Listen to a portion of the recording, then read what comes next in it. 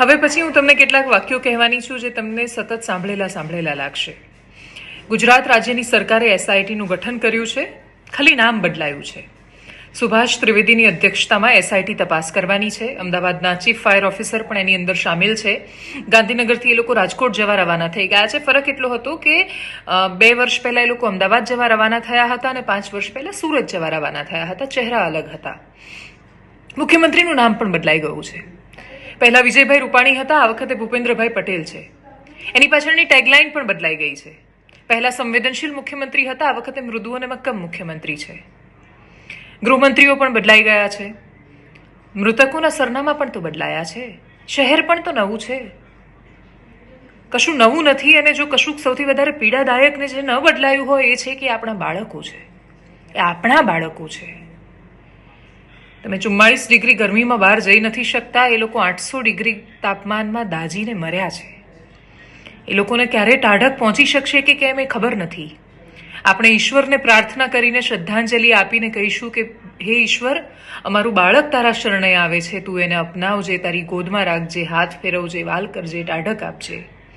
એમાં દરરોજ સાંજે એના દરવાજા પર પ્રતીક્ષા કરવાની છે કે મારો છોકરો કાશ પાછો આવી જાય.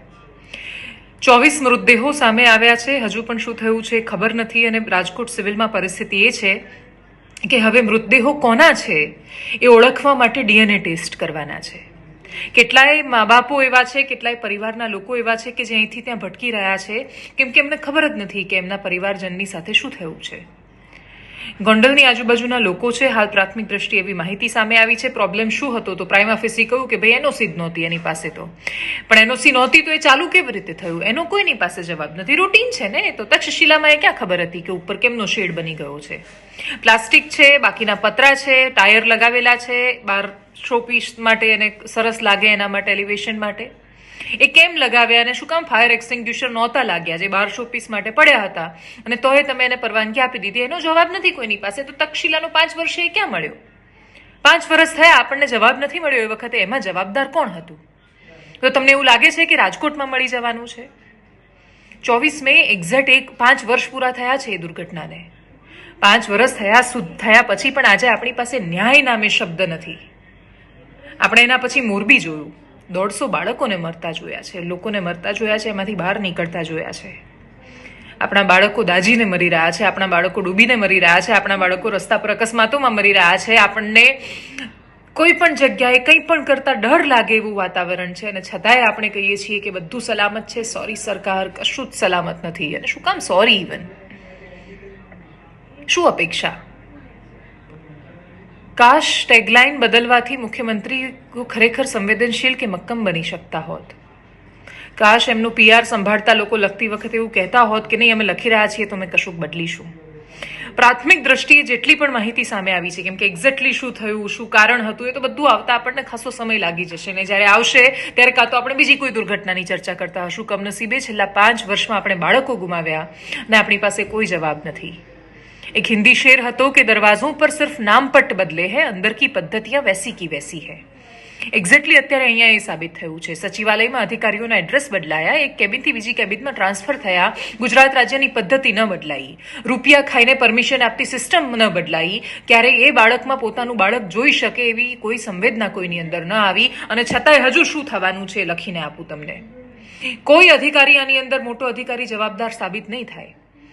ક્યારેય તમે મ્યુનિસિપલ કમિશનરને પૂછી જ નહીં શકો અથવા એ જવાબ આપવા માટે બાધ્ય જ નહીં બને કે એને ડિસમિસ નહીં કરાય. સસ્પેન્ડના નાટક નહીં બોસ. સમજીએ છીએ હવે તો. ખાસા વર્ષો થઈ ગયા પત્રકારત્વમાં, કથિત પત્રકારત્વમાં, કે જ્યાં દરેક વખતે ગિદ્ધની જેમ મૃતદેહો જોવા માટે અને પછી એને ચૂંથીને એની ઘટનાઓ કહેવા માટે મજબૂર બનવું પડે છે. જાણે આ જ જિંદગી થઈ ગઈ છે. છેલ્લા 5 વર્ષથી તો એટલીસ્ટ આ જ કરી રહ્યા છીએ. આજે એક માણસ જાય, કાલે બીજો માણસ જાય, પણ પરિવર્તન નથી આવતું. અને જ્યાં સુધી એ પરિવર્તનની, અને બીજું આજે નથી અપેક્ષા. તક્ષશિલા વખતે તો અપેક્ષા હતી મને, નવું એવું લાગતું હતું કે બધું બદલાઈ જશે અને ક્રાંતિ થઈ જવાની છે. એ ભ્રમ તૂટી ગયા છે સિસ્ટમ પરથી. એક ભરોસો આવી ગયો છે કે આ દેશમાં, આ દેશના નાગરિક સિવાય કોઈ કશું નથી બદલી શકતું. પણ આ તો એ નાગરિકો છે કે જે આજે જ્યારે અમારા પત્રકારે વાત કરી ત્યારે કશું જ નહીં, ખાલી માવો ખાતા ખાતા જોવા આવ્યા હતા. સોરી રાજકોટના નાગરિકો, સોરી. અમુક ઘેટાઓ, જનરલાઇઝ ન કરું તો પણ આ તમાશો જોવાની વસ્તુ નથી કે ના આ સરકારના બચાવમાં ઉતરી જવાની વાત છે. આ તો પ્રશ્ન કરવાનો સમય છે. તમારી આંખોના ખૂણા ભીના નથી થતા, તમારી અંદરની સંવેદનાઓ તમને પ્રશ્ન કરવા માટે મજબૂર નથી કરતી, તમને એ વિચાર નથી આવતો કે ચહેરાઓ બદલાઈ જાય છે પણ છતાંય કશું કેમ નથી બદલાતું.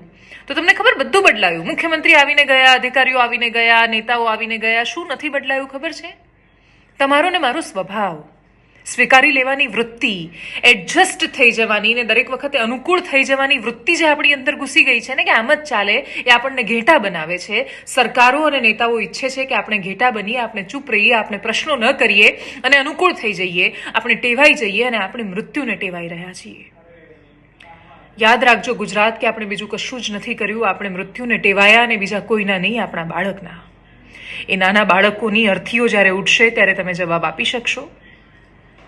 માણસ પોતાની જવાબદારી સ્વીકારી લે તો પણ જો એનું સોલ્યુશન નથી લાવી શકતો તો એનો કોઈ જ મતલબ નથી. છેલ્લા 5 વર્ષમાં એ ઉપાય નથી દેખાયો. જો હવે પણ નહીં આવે તો કદાચ આપણે પોતાની જાતને ક્યારેય માફ નહીં કરી શકીએ. એ મૃત્યુ માટે બીજું કોઈ જ નહીં પણ આ રાજ્યના ઘેટા બનેલા અબૂધ નાગરિકો જવાબદાર છે. નમસ્કાર.